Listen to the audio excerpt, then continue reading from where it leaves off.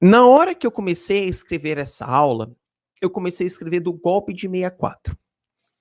No entanto, eu pensei, peraí, tem tantas coisas que antecederam o golpe de 64 que são assuntos pouco discutidos e acaba ficando tão vago que eu senti a necessidade de construir os dois governos que antecederam o golpe de 64, que são o governo de Jânio Quadros e João Goulart.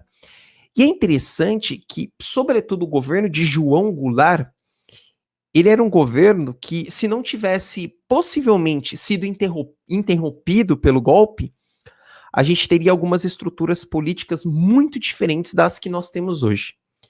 É claro que eu não boto a mão no fogo por nenhum político, mas as estruturas políticas que João Goulart viera a construir, possivelmente nos levaria para um outro lugar. Tudo bem? Vamos lá então? Galera, o golpe de 64. É muito fácil a gente virar e acabar construindo o golpe de 64, o início da ditadura militar no Brasil. Mas a gente tem que fazer uma análise muito ampla antes de virar e fechar essa estrutura micro. Fechar essa estrutura e falar assim, o golpe de 64 é a ditadura militar no Brasil. Amores, as ditaduras da América Latina criaram relações entre elas. Se a gente pegar as ditaduras que aconteceram no Cone Sul, então eu quero dar essa destacada, no Cone Sul, não estou aqui, nós tivemos outras ditaduras também, antes que a galera já fala, Cuba também foi uma ditadura, mas especificamente as ditaduras do Cone Sul, elas foram articuladas pelo Plano Condor. Então toma essa nota, isso é muito importante. Pelo Plano Condor. O Plano Condor, ele foi uma política de apoio estadunidense aos militares da América do Sul. Tanto que as ditaduras do Brasil, da Argentina, do Chile, do Uruguai, do Paraguai, o El Estronato, a ditadura boliviana, todas essas ditaduras que ocorreram no Cone Sul, elas estavam articuladas via Plano Condor. O Plano Condor, ele tinha a procura ao inimigo comum. Como vocês bem sabem, a ditadura sempre se procura o inimigo comum para justificar o motivo da ditadura. E o inimigo comum era o comunismo. Ponto. Era o comunismo. Mesmo porque, gente, se a gente analisar todos os contextos históricos pelo qual aconteceram as ditaduras, a gente está falando de um período de Guerra Fria. Então as disputas eram muito evidentes entre União Soviética e Estados Unidos. E é claro que ninguém esperava que viesse ter um país comunista na América Latina em 1959 com a Revolução Cubana. É óbvio, ninguém esperava isso. E é muito interessante pensar que essa articulação via Plano Condor funcionava muito bem. Então, os governos militares, eles conversavam entre eles. Aqui no Brasil, o Plano Condor, ele ficou conhecido como Plano Carcará. Só pra gente analisar, o que é o Condor, amores? Vamos pensar o Condor, a ave, Gente, eu não sou de biologia, depois eu dou uma perguntada lá pro Gui. Mas o Condor, ele é um urubu, ele come carniça, correto? Ele come carniça. E quando a gente começa a fazer essa relação do Plano Condor, as coisas começam a fazer sentido. Então, era o urubu, e quem era o urubu? Os Estados Unidos e as políticas militares que aqui circulavam, comendo a carniça. Quem era a carniça? Quem era o inimigo comum? Sacaram? A gente não tem o Condor aqui no Brasil, não tem essa ave. É bonitona, é meio bonitona, não, ela é feia, né? Mas a gente tem o Carcará, que é o nosso urubuzão. Então, o plano Carcará, o plano Condor, era este plano de arquitetura estadunidense sobre o Cone Sul. Tudo bem? Então, a gente faz essa introdução da nossa aula. Nós começamos a discutir a nossa aula deste modo. Mas eu convido vocês a gente refletir o seguinte. Para que a gente chegasse no golpe militar de 1964, quando Humberto Castelo Branco, de fato, inicia o período militar do Brasil, que vai durar até 1985, a gente tem que dar alguns passinhos atrás. digamos, alguns passos que vão construir muitas relações. E aí eu vou começar a abrir a cabeça de vocês para além daquelas colocações que os livros didáticos trazem de maneira muito pronta. Galera, a campanha de 1960, a presidência da República, ela foi marcada por uma grande instabilidade política nesse contexto. Não pelo governo que estava, porque o governo que estava era Juscelino Kubitschek. E o governo de Juscelino Kubitschek foi um governo, dentre os governos que já passaram aqui no Brasil, muito estáveis, foram muito estáveis. Dentro dos governos, o JK foi um governo muito estável. Só que quando a gente estuda JK, olha que interessante, qual é a perspectiva que a gente estuda JK? Que ele efetivou uma política industrial aqui no Brasil, sobretudo com a abertura de crédito para multinacionais. A gente estuda isso. Aí a gente normalmente costuma colocar numa tabelinha, né, de comparação, Getúlio Vargas e JK. Aí a gente coloca Getúlio Vargas criando as indústrias de base e a gente traz JK trazendo as indústrias multinacionais. E é louco, amores, que um acaba sucedendo o outro. GV na volta para os braços do povo e JK. Esse período que marca a década de 50 no Brasil foi um período de forte industrialização. Mas é muito interessante pensar que a gente tem dois momentos aqui, porque a década de 50 ela marca também o período do pós-guerra. E por mais que a gente viesse a começar a desenvolver a nossa industrialização, a gente ainda dependia muito da importação de produtos industrializados. Só a gente está falando de pós-guerra, amores. A Segunda Guerra Mundial, a mais destrutiva de todas, termina em 45. Os países europeus eles também estão a se reconstruir. Portanto, vai faltar um pouco de capital, um pouco de infraestrutura e indústria.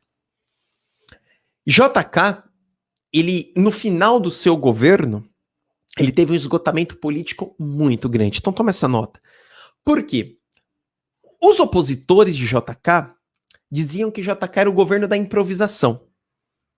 No entanto, a gente tem que analisar que quem quer desenvolver uma estrutura tal como o JK fizera, utilizando o seu lema e o seu plano de metas, não poderia falar que ele era tanto da improvisação a ponto de construir uma capital. No entanto, os gastos promovidos por JK exatamente para criar condições para que as multinacionais viessem a se instalar aqui, geraram uma grande crise econômica e também inflacionária. A gente não olha a JK sobre essa perspectiva. Mas para você desenvolver e trazer as multinacionais aqui, não basta apenas você virar para a multinacional e falar, se instale aqui no Brasil, porque você tem lá você vai ter mão de obra e você vai ter mercado consumidor. A instalação de uma indústria, tal como uma Volkswagen, tal como uma General Motors, tal como uma BASF, entre outras grandes, uma Scania, que vieram para o Brasil, essas indústrias, elas precisam de infraestrutura. É claro, gente, que a infraestrutura herdada do café, do período oligárquico da República Velha, que inclusive GV também se apropriou, resolveu? Resolveu. Mas, por mais que essa infraestrutura resolvesse um pouco, era uma infraestrutura pensada para escoar o café e não as indústrias que aqui estavam chegando. Quando a gente pega, por exemplo, o desenvolvimento da rodovia Anchieta, a galera que é do ABC Paulista, a galera que é do Ipiranga sabe da Anchieta. A Anchieta ela foi construída para escoar a produção, sobretudo da Volkswagen, levar no Porto de Santos. Isso demanda custo. E esses custos foram através de empréstimos. Então o governo de JK, ao mesmo tempo que ele coloca o Brasil num outro patamar de desenvolvimento industrial, ele também traz para o Brasil um aprisionamento ao capital externo futuro. Aliás, fazendo jogo aqui de tempos históricos, isso é algo muito comum na estrutura política brasileira, haja visto que nós vamos ter isso durante a ditadura militar no milagre econômico. E aí a gente chega ao final na campanha de 60. Gente, a campanha de 60 é algo muito curioso. Porque o Brasil estava a se urbanizar. E a população, quando começa a se urbanizar, ela começa a ter outras perspectivas, ela começa a ter contato com outros públicos, ela começa a ter contato com outras culturas, ela começa a ter contato com diferentes modelos de vida, ela começa a ter contato com o mundo, o mundo. E ela passa a perceber, principalmente neste período, que algumas coisas que eram estruturantes do Brasil, como os currais eleitorais, a manutenção política, é algo que não funciona muito bem. Então a galera começa a contestar. Só que o Brasil, gente, e a gente tá assistindo isso nesses últimos anos, o Brasil, ele é um país conservador. O Brasil é. Ah, não, o Brasil é não, progressista. Não, não é. O Brasil, ele é um país conservador. O Brasil, ele é um país religioso. Então, tudo que fere a este conservadorismo gera atrito. Basta analisar a correção das questões do Enem. E essa estrutura conservadora vai eleger Jânio Quadros. Mas a eleição de Jânio Quadros, que sucede Juscelino Kubitschek, que já estava com esgotamento político, tem uma estrutura aí que eu vou contar para vocês. Primeiro passo. JK, ele estava muito seguro da alta popularidade dele. E JK, ele tinha esta impressão que em 1965 ele voltaria para a presidência. Tanto que nos últimos anos, ou nos últimos momentos do governo de JK, ele não se esforçou muito para colocar um cabo eleitoral, enfim. Tanto que ele olha, ele diz e fala o seguinte: vamos dar um tempo, a gente está bem articulado, a industrialização está acontecendo, eu consegui fazer parte do meu plano de metas e se estabelecer aqui, e aí isso é muito legal. E aí o partido dele vai se aproximar com a UDN, a União Democrática Nacional. Presta atenção. Vocês sabem, amores, que a UDN, ela ela sempre foi uma forte, prestem atenção, ela sempre foi uma forte opositora do PTB. O PTB, o partido de Getúlio. Se a gente pegar o governo de Getúlio, qual foi um dos jornalistas que mais perseguiram Getúlio Vargas? Inclusive, muitos estudos acabam apontando que as pressões para o suicídio de Getúlio parte desse jornalista. O jornalista Carlos Lacerda, que era da UDN. Então, ele fazia oposição ferrenha mesmo. Então, Getúlio levantava, tava lá Carlos Lacerda. Getúlio ia pro lado, tava lá Carlos Lacerda. E ele era da UDN. Carlos Lacerda, ele vai rechaçar a União Democrática Nacional quando o PSD se junta com o PTB, que por sua vez cria uma aliança com a UDN. Qual era a ideia? Gente, a gente precisa de uma estabilidade, deixa as suas rusgas do lado, GV já morreu, tá tudo certo. Carlos Lacerda, ele rechaça. Só que Carlos Lacerda, ele era um jornalista e era muito forte pra galera conservadora. Ele era muito forte. E aí Carlos Lacerda, ele vira pra UDN e fala: seguinte, velho, não dá pra ficar com vocês, eu vou apoiar Jânio Quadros. E Jânio Quadros, ele teve uma carreira política meteórica. Prefeito, governador, presidente. O colégio eleitoral de Jânio Quadros é São Paulo. Vamos fazer relações. E São Paulo, o estado de São Paulo, gente, é o berço do Partido Republicano Paulista. É o berço da oligarquia cafeeira. É o berço do conservadorismo. É louco pensar nisso. São Paulo, e gente, quando eu falo São Paulo, aí cada um que tá em algum canto do estado aí deve estar pensando, não é. Quando eu falo São Paulo, desconsidere necessariamente a cidade de São Paulo como ambiente cosmopolita, tal como ela é.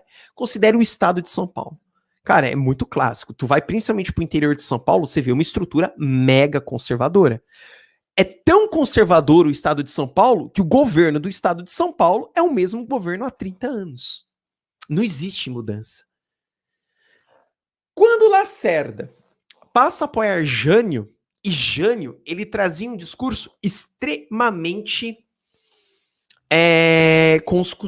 valorizando os costumes. Jânio trazia o discurso principalmente de eu sou o que vai resolver, eu sou o que vai limpar. E como que eram os dois candidatos? Então, primeiro, vamos para Jânio Quadros, depois para a gente falar do lote. De um lado, você tinha Jânio Quadros. E é legal, gente, que Jânio Quadros, ele tinha uma independência em relação aos partidos. Então a galera olhava para Jânio Quadros e falava, cara, esse cara é bom. Porque ele não tem partido. Ele é um outsider. Ele tem uma outra visão. Ele não é igual a esses políticos. Ele é um cara fora da política. Primeiro a analisar que ele não era fora da política. Mas o discurso dele de falar assim, eu vou resolver tudo isso que está aí, eu vou tirar a corrupção, eu vou resolver, não apresenta como vai resolver, mas fala que vai. Para o Brasil isso funciona. Vocês sabem disso. Quer ver? Vamos fazendo relações. Qual que foi a campanha política de Fernando Collor de Mello? Vamos caçar os marajás, vamos tirar a corrupção. Não sei como, mas vamos tirar. Qual foi a campanha de Jair Messias do Bolsonaro? Vamos limpar o que está aí. Não sei como, mas vamos limpar. O Brasil, por ser conservador, acredita nisso. Percebam? Então, quando a gente começa a analisar isso, a gente vê que a história ela é muito cíclica.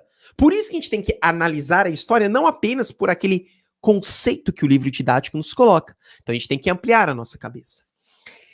Jânio Quadros, ele tinha essa independência tanto que ele se lança a presidente pelo partido dele. Pelo partido dele. Então ele se lança pelo Movimento Popular Jânio Quadros. Ou seja, eu não confio em nenhum partido que aí está. Eu confio no meu. Por isso eu quero criar o meu partido. Gente, vocês estão fazendo relações com a atualidade que nós estamos vivendo? Eu não confio em nenhum partido, por isso eu quero criar o meu partido. Peraí. Se você não confia em nenhum partido, você confia apenas em você? Bom, gente, num ambiente democrático, se você não confia em ninguém, apenas em você, você está indo num contexto contrário à própria democracia, que se estabelece pelo diálogo. Beleza? Então isso é muito legal. E esse discurso moralista dele era muito, muito interessante. Só para vocês terem ideia, olha os absurdos de Jânio Quadros. Apesar que é uma figura mega histórica para se estudar. Ele tinha um discurso tão moralista que ele queria proibir o uso de maiô na praia. Então mulher não pode usar maiô, gente. Não pode usar maiô.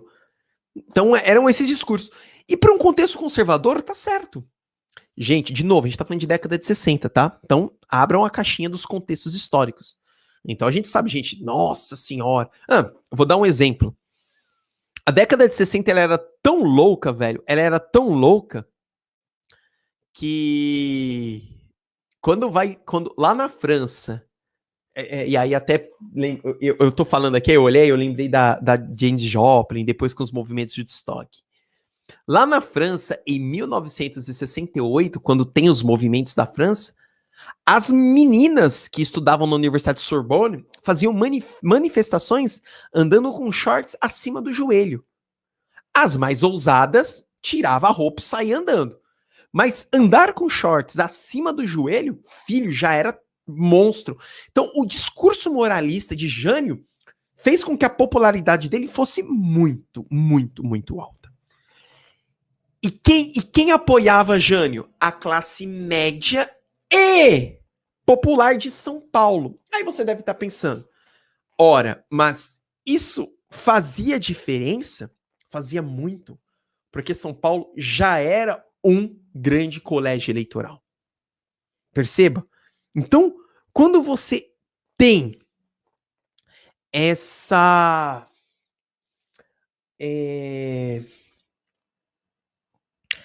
Ai, meu Deus. Quando você tem um apoio dessa classe do estado de São Paulo, você acaba crescendo. E fora, gente, que Jânio, ele era um personagem. E qual é o louco? O brasileiro, por si só, ele... Para você ser um político aqui no Brasil, você tem que ser um combo. Um combo. Você não pode simplesmente virar e falar, eu vou propor... Não, você tem que ser um personagem. E Jânio era um personagem.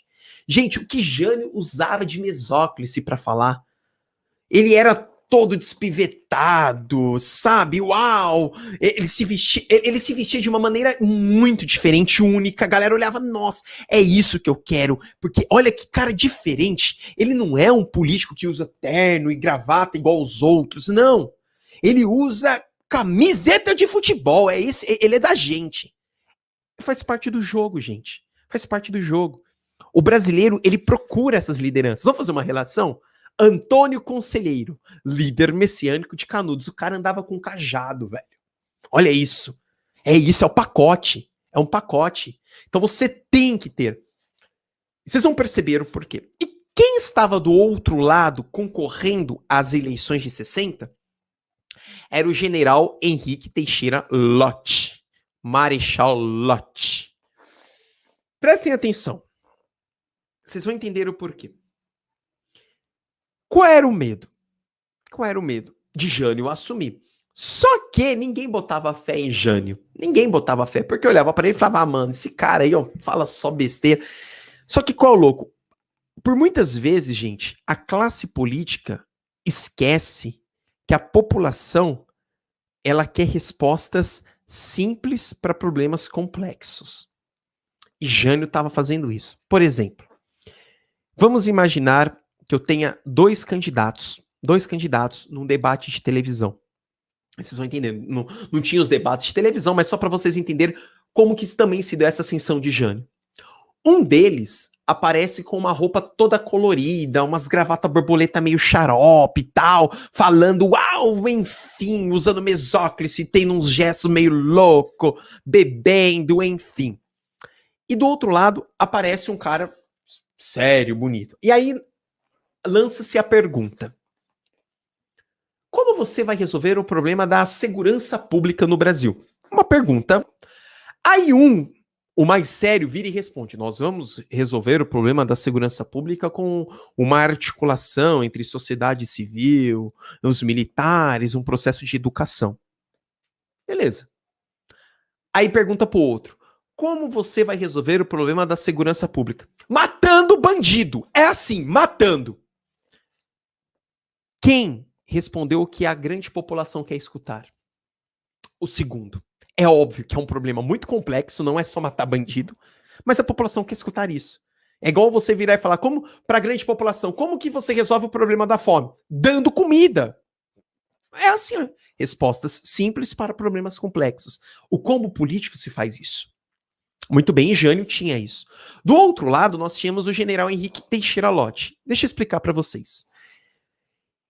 Esse cara, o Marechal Lott, amores, ele foi uma das indicações da situação do governo de JK, percebam, de JK, e ele era um conciliador do governo com as forças militares. O que aconteceu? JK, quando ele assume a presidência, os militares ainda estavam com rusgas ao governo de GV. Entretanto, o Marechal Lott, ele sempre criou essa articulação política entre o executivo e os militares. E o fato dele criar essa conciliação política, cedendo cargos, organizando palco, fez com que o governo de JK pudesse ser mais tranquilo. Volto a falar. Ele entrega o Brasil numa situação muito trash. Mas ele entrega e o governo dele vai. Só que o cara, velho, não tinha habilidade política nenhuma. Não tinha carisma. Não tinha fala. Não tinha. E, gente, o combo político. O político tem que ser um ator.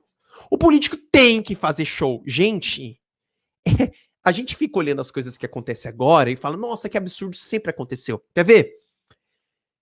Você vai... Olha como que faz parte do show político brasileiro. As vacinas. Cara, a vacina chega, o prefeito vai do lado com a malinha, a sirene rodando, os fogos. Vai vacinar a pessoa, tá lá o político do lado tirando foto. Faz parte do show. O cara tem que... É um show. O Brasil é isso. É isso. E Lott não tinha, e Jânio tinha. E é muito legal. Lacerda, ele era um grande provocador. Jornalista, né, gente? Que ele virava e dizia o seguinte, porque quando Lott perde, é um militar perdendo. E aí ele vai pistolar, ele vai provocar. Lembrando, gente, que você teve um período. Então, olha só, antes de Getúlio Vargas, você teve no governo o Gaspar Dutra, que é um militar. Um militar conciliador, depois vem GV, JK e Jânio. Olha o que Lacerda solta. Talvez era um prenúncio do que estava por vir. Mas olha o que ele solta.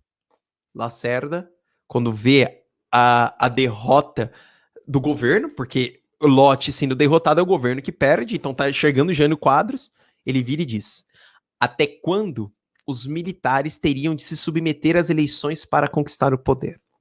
Ele tá provocando. Ele falou, peraí, até quando os militares teriam de se submeter às eleições para conquistar o poder? É um recado muito claro, mais ou menos assim, olha, militar, pelas eleições, você não consegue ganhar nada.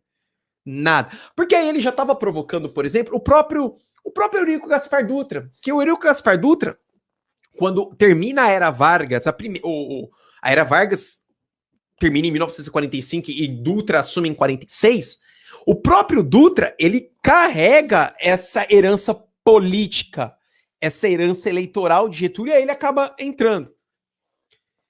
Se a gente voltar lá na República Velha, quando você tem a República da Espada com Marechal Deodoro e Floriano Peixoto, cara, a população nem votava ainda. Então, quando o Lacerda ele coloca isso, é uma provocação muito clara. Olha, militares, pelo povo, vocês não vão votar no poder. Não adianta. Ele tava com prenúncio. O cabra tava sentindo. E ele pistolou.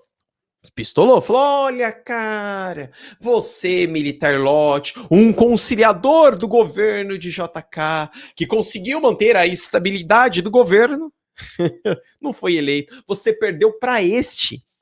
Porque por mais que Lacerda apoiasse Jânio, o próprio Lacerda sabia que Jânio era meio desmiolado, sabe? Mas é aquela coisa.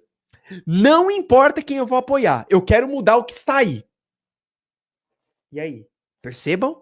Não importa. Eu não quero. Eu vou apoiar. Não quero nem saber, eu vou apoiar. Então percebam que a nossa história é muito parecida. E aí, eu coloquei como título: os vices são opostos. Hoje, como que funciona a eleição hoje, amores? Hoje, quando você vota na chapa, correto? Você vai votar para presidente, você está votando então para presidente e vice na mesma chapa, não é isso? Então você não vota para presidente, você não vota para vice. Mas nas eleições de 60 era assim, então você votava para presidente e você votava para vice, você não votava na chapa. E aí, gente, vai dar bizu aqui, velho. Porque Jânio ele é eleito com um pouco mais de 5 milhões de votos. Você vê que loucura, né, velho? Você pega as últimas eleições, o presidente foi eleito com mais de 50 milhões. Você vê como o eleitorado do Brasil aumentou. Jânio foi eleito com 5 milhões. 5 milhões não elege governador hoje. E aí, a eleição de Jânio Quadros. Só que quem é eleito como vice era o que estava na chapa do general Lott, que era o João Goulart, do PTB. Então, peraí, a gente tem... Olha só, cara, então a gente começa a década de 60 assim. Jânio falando que vai destruir tudo que está aí, e o vice é o que ele quer destruir. Muito bem, então a gente começa bem. A gente começa com o presidente que quer destruir o vice, e o vice que quer destruir o presidente. Muito bem, perfeito.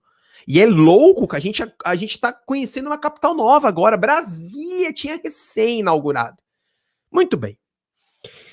Só que por que isso aconteceu, gente? João Goulart, ele tinha um trânsito mas muito bom com a classe operária. Muito bom com a classe operária. Gente, João Goulart foi ministro do Trabalho de Getúlio Vargas. João Goulart foi ministro do Trabalho de Getúlio Vargas. Ele é uma das quase das essências do PTB. E aí, amores, o que aconteceu? Aqui é muito louco, porque João Goulart ele tinha um trânsito muito bom, tanto com a classe operária quanto com os sindicatos. Vocês vão entender, gente, eu vou construir um pouco a narrativa de João Goulart e vocês irão entender que o golpe de 64 tem uma relação muito próxima com o fato de João Goulart ter relações com os trabalhadores. Qualquer coincidência ou semelhança, não lembro como que fala essa birosca, qualquer coincidência é mera semelhança, eu não lembro, gente, a ordem vocês sabem o que eu tô falando aí. Mas vocês vão perceber, eu já vou construir. Mas por que João Goulart ele acabou sendo eleito? Em São Paulo, gente, São Paulo. Houve um movimento, e aí toma nota, tá, gente? Que era um movimento Jan. O movimento era assim, galera, para presidente, vamos votar em Jânio Quadros, porque ele vai mudar tudo que está aí. Ele foi nosso prefeito, fez altas mudanças, ele tem uma estrutura de mudança muito grande, mas para vice, vocês não vão votar em Milton Leite. Milton Leite era o vice de Jânio Quadros, tá bom? Só pra gente contextualizar aqui. Vocês vão votar no vice de Lott. Aí você deve estar imaginando, os caras, como assim, velho? Não, é porque o vice de Lott é o Jango. Tudo bem? O apelido de João Goulart era Jango, por isso o movimento Janjan. E aí, esse movimento Janjan pegou as ruas, a galera, beleza, vamos fazer... Qual era a cabeça da classe média de São Paulo? Eu vou colocar um presidente que vai mudar tudo isso que está aí, que vai limpar essa corrupção que está aí, vai estabilizar, e eu vou colocar um vice que conversa com a classe operária.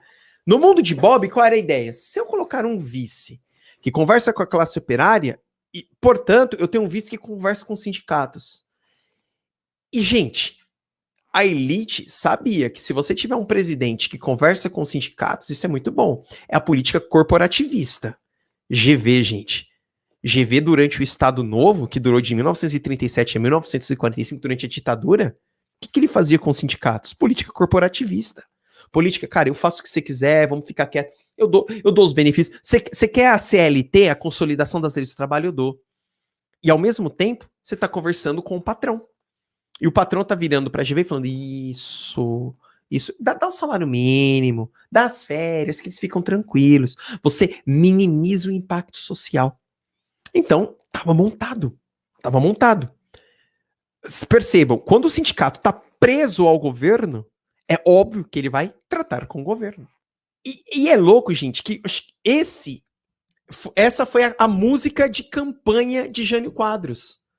Olha só, eu não vou cantar aqui, tá lindos? Eu vou fazer a leitura, mas essa era a música, ó. Varre, varre, varre, vassourinha. Varre, varre a bandalheira, que o povo já tá cansado de sofrer dessa maneira. Jânio Quadros é a esperança desse povo abandonado. Jânio Quadros é a certeza de um Brasil moralizado. De novo, sabe aquela coisa? Gente, se você quiser ter acesso à família de bem, vote em mim. Estão analisando, gente, as diferenças, ou as semelhanças, aliás. Alerta, meu irmão, vassoura conterrâneo, vamos vencer com Jânio. Essa era a música. E, cara, aliás, Jânio era um homem muito inteligente. Muito, tá? Muito. Mas, mano, vocês vão entender. Essa fotografia mostra Jânio. Olha só, ele com a vassoura. Aliás, a campanha de Jânio nas eleições era o símbolo, era uma vassoura. E aí ele vai ser eleito, ele vai tomar posse. E, gente, querendo ou não, Jânio, ele veio com um clamor popular. E qual que é o segredo de qualquer governo quando consegue ser eleito com o clamor popular? Fazer tudo nos primeiros 6 meses de governo. Porque você... Gente, a estrutura política do Brasil é assim.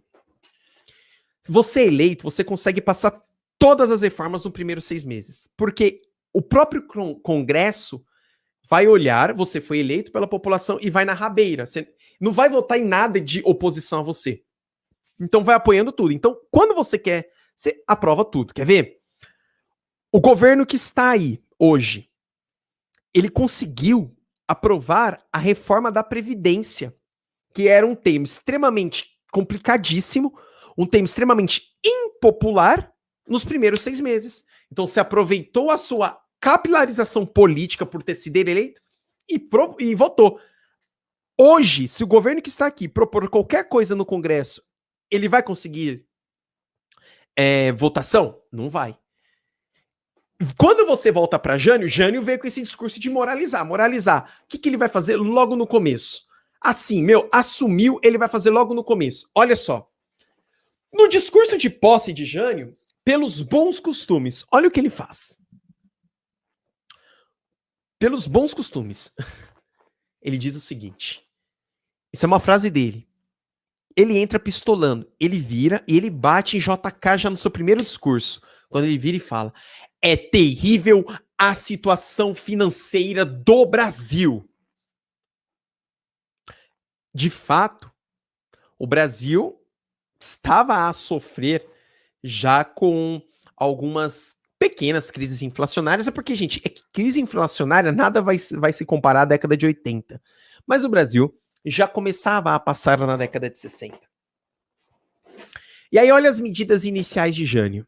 Vamos lá. Presta atenção, gente.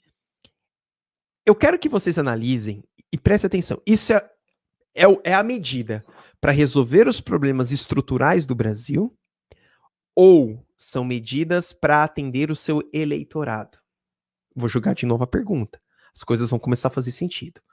São medidas para atender os problemas estruturais do Brasil ou medidas para atender o seu eleitorado? O seu eleitorado votou em Jânio porque ele ia limpar a vassourinha. Vamos lá, primeiro lugar, primeira coisa que ele fez, horário integral nas repartições federais. Tinha os horários lá diferentes, então horário integral. Sabe aquela coisa de você vai na TV, no meu governo, agora, todo mundo que é funcionário público vai trabalhar no horário integral. Porque o operário que trabalha para o regime privado trabalha no horário integral. O servidor público também. Óbvio. Isso não vai mudar a estrutura do Brasil, mas vai responder o seu eleitorado. Ele pega e ele demite tudo que é contratado. No meu governo não vai ter cabide de emprego, eu vou demitir todo mundo. É claro, gente, é óbvio que você vai ter gente contratada boa, você vai ter gente contratada ruim. Você vai ter funcionário público bom, você vai ter funcionário público ruim. Isso é normal em qualquer lugar. Mas ele demite todos os contratados. Fala, não. Esses convênios não dá. Demite. É óbvio que a popularidade dele vai. Caramba, velho, olha o cara. O cara chegou mudando a política mesmo. Esse cara é bom. E aí ele extingue cargos nas embaixadas brasileiras e reduz vantagens para funcionários do governo federal que estavam em missão, principalmente em embaixadas espalhadas pelo Brasil. Perceberam? Então essa é a estrutura. Jânio, ele faz isso. Quando ele faz isso, ao mesmo tempo, ele vai abrir inquéritos para procurar indícios de corrupção no IBGE, na Rede Ferroviária Federal e na Companhia Vale do Rio Doce. Aliás, a Companhia Vale do Rio Doce era uma das principais empresas que geravam capital para o país. Vamos fazer uma comparação com as pesquisas e as aberturas de inquéritos com a Petrobras. Percebam, gente. É óbvio, gente. Eu vou falar aqui agora enquanto um cidadão brasileiro. Tá bom? É óbvio que a corrupção é um mal no Brasil. É óbvio. É péssimo. Mas você só resolve a corrupção de um país oferecendo justiça social, oferecendo educação, minimizando as desigualdades. Você não resolve a corrupção no Brasil investigando aqui, prendendo um. Você não resolve o problema da violência investigando aqui, prendendo outro. Ou prendendo uma criança. Não, isso é quase que tampar o sol com a peneira.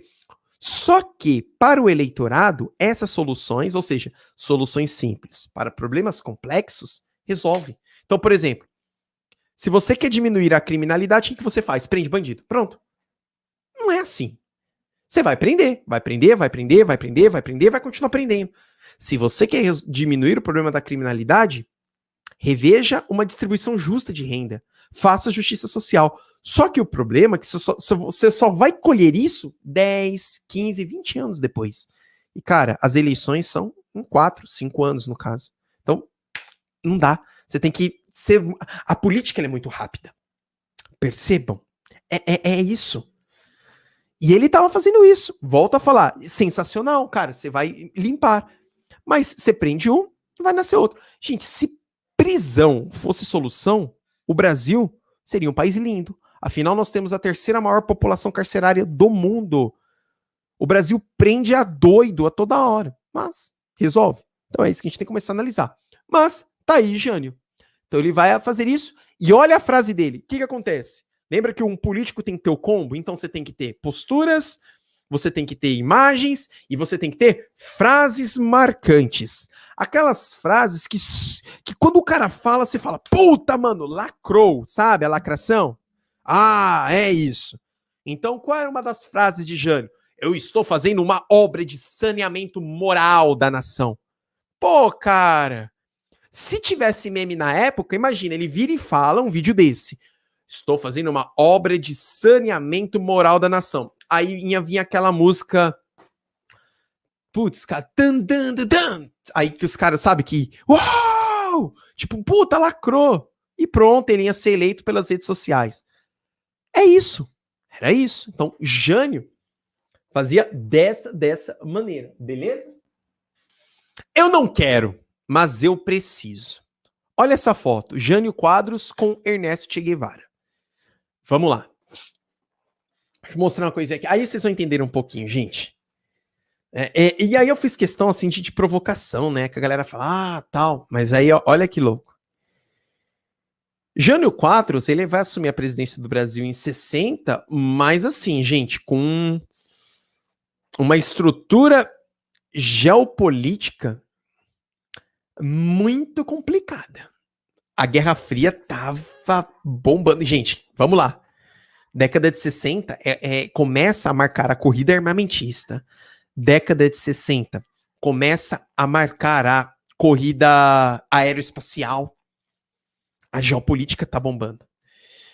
E aí, o que ocorreu? Eu vou começar discutindo o que eu deixei em negrito para vocês e vocês vão entender, tá bom? Jânio. Nesse ponto eu não vou colocar Jânio. Isso era uma estrutura do Brasil, tá, gente? Isso era uma estrutura do Brasil até mesmo no período da ditadura de Vargas, que não tomava clareza e relações próximas com o fascismo, embora o núcleo duro do governo de Vargas tinha proximidades ali com o fascismo, mas o Brasil, historicamente, não comprava a briga de outros. Pronto, vamos deixar mais fácil. Então, o Brasil é o diplomata. Ele tem uma relação boa com todo mundo. Quer dizer, tinha até pouco tempo atrás, né, gente? Mas o Brasil tinha essa relação. Só que a década de 60 é algo muito, muito, muito treta. Por quê? Em 1959 acontece a Revolução Cubana. E a Revolução Cubana é para além de Fidel e Che. Porque se a gente analisar, eu vou colocar agora sobre a perspectiva dos Estados Unidos, tudo bem? O que foi a Revolução Cubana para os Estados Unidos? Foi mais ou menos assim. Velho, os caras tiraram Fulgêncio Batista. Eles tiraram o nosso hotel. Eles tiraram o nosso quintal. Eles tiraram o nosso espaço. Os caras vão se aproximar da União Soviética nessa disputa de Guerra Fria. Meu Deus! E os caras estão perto do Brasil. Os caras estão perto da América do Sul. O próprio Estados Unidos vai pressionar Jânio Quadros e falar, Jânio, é o seguinte, não dá para você manter essa política externa independente. Ou você toma postura, ou eu vou tomar e vou passar a financiar alguém para te derrubar. Comecei a aula falando do Plano Condor, comecei a aula falando das ditaduras da América do Sul que foram financiadas pelos Estados Unidos. E aí, como que você toma um lado sem necessariamente falar o lado que você está. Estrutura econômica, é assim que funciona. Política econômica de Jânio, o que ele vai fazer? Ele vai desvalorizar a moeda. Quando ele desvaloriza a moeda no Brasil, ele permite a entrada de capital estrangeiro. Vamos dar nome aos bois aqui. Ele permite a entrada de capital estadunidense. Como que Jânio, então, ele estruturou? Ele vai desvalorizar a sua moeda, amores. Ele vai desvalorizar a moeda do Brasil. E aí você tem essa entrada de capital estrangeiro. Porque é aquela relação de se perder capital. Só que, gente, é bem importante pensar que essa estrutura de moeda desvalorizada, eu tenho que fazer relações, porque senão vocês acabam se perdendo. Ah, mas Getúlio Vargas também desvalorizou a moeda e não entrou tanto capital estrangeiro aqui. Pelo contrário, você incentivou o desenvolvimento industrial, aquela política da substituição de importações. Porque para Jânio, então, teve a entrada de capital estrangeiro. Ele também desvalorizou a moeda. A diferença é que ele tira esse poder de compra e ele oferece condições para que produtos e empresas e capital estadunidense entrem aqui no Brasil. Porque aí o produto gringo fica mais barato do que o produto nacional. Diferente da estrutura que Getúlio havia feito. E aí o que ele vai fazer? Que foi assim, gente, política, gente. Por mais política é difícil. Ele vai reduzir o subsídio para o petróleo e o trigo. Quando quando Jânio Quadros reduz o subsídio para o petróleo e para o trigo, o que acontece com o trigo e o petróleo que é produzido aqui no Brasil? O valor sobe, porque, olha só, o subsídio do Estado diminui, aí o valor fica mais caro. O valor fica mais caro, os produtos gringos conseguem entrar. Então entram em ponto de competição. Ele fez isso porque foi uma maneira que ele encontrou para renegociar dívidas que foram contraídas por JK e, ao mesmo tempo, contratar novos empréstimos.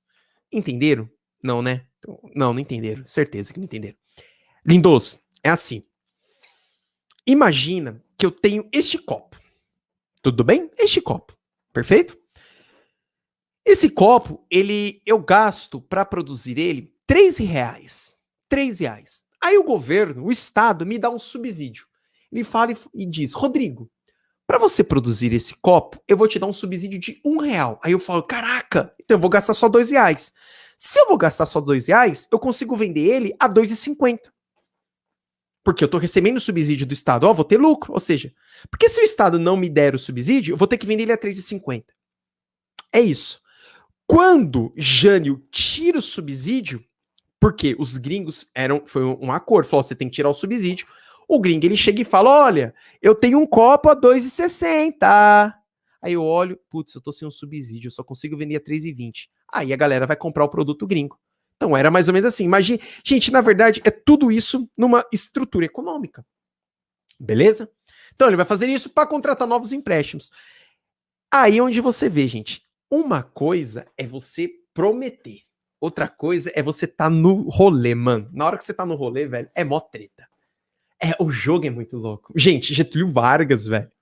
Getúlio Vargas, ele assumiu em 1930 com um discurso totalmente anti-oligárquico. Eu quero tirar toda essa república oligárquica, esses velhos chatos. E quem vai compor o Congresso de Getúlio Vargas na Assembleia Constituinte de 33? Os oligarcas. Aí você fala, puta, Getúlio então foi um traíra. Não, gente. O jogo político é outro. Lá dentro é treta, mano. Política, antes de tudo, é negociação.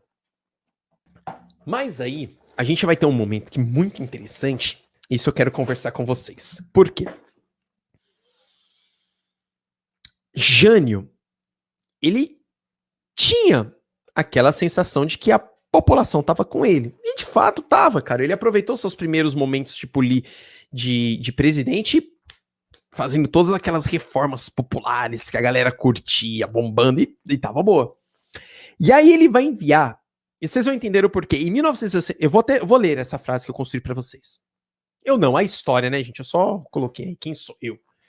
Em agosto de 1961, Jânio enviou João Goulart em missão especial à China comunista. Galera, a China de Mao Tse Tung, tá bom? Seu governo apoiava, o governo do Brasil apoiava o ingresso do país na ONU. E aí aquela discussão. Vocês sabem que a ONU estava numa discussão muito louca. Hoje a China faz parte do Conselho de Segurança, mas quando manda isso, é interessante pensar porque anos antes, tempos antes, o governo brasileiro recebeu integrantes do governo comunista aqui no Brasil. E eles tinham essas relações. E por que se apoiava? Aí agora você vai ter duas análises.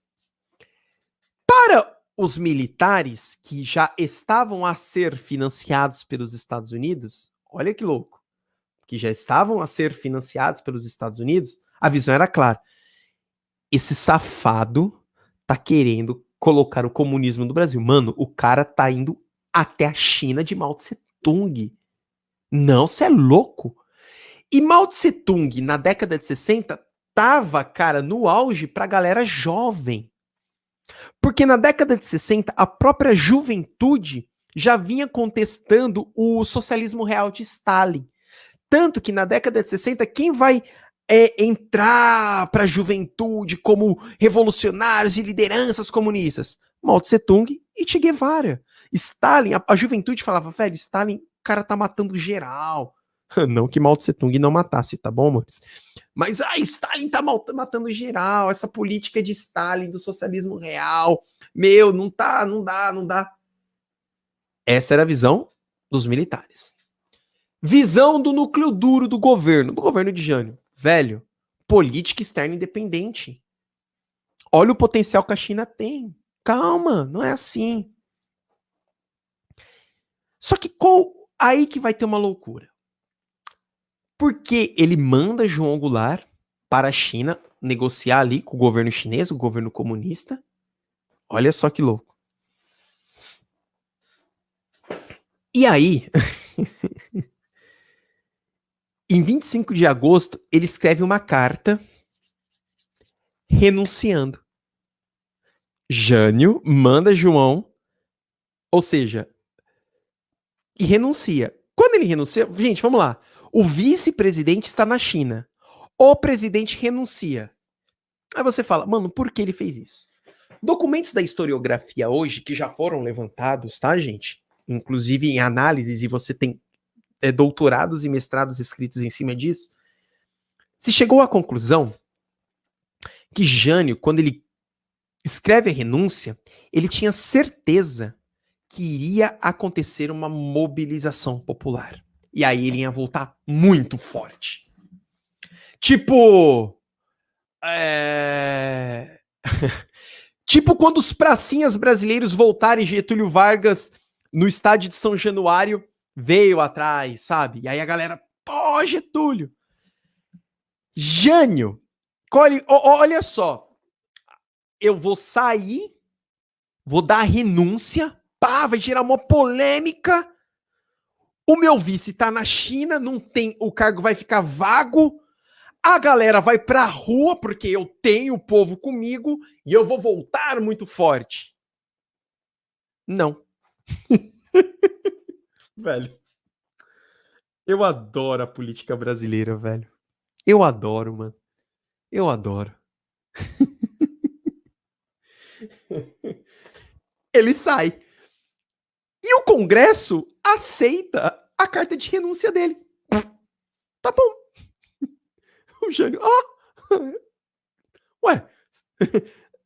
Eu fico imaginando, velho, o Jânio virando pro Congresso. Mano, eu tô dando a carta de renúncia. O Congresso, então, tá bom, pode sair. Mano, é a carta de renúncia, mano. Tipo, eu tô saindo. Tá bom. Mas e aí, velho? Ué, você quer a renúncia? Tá bom.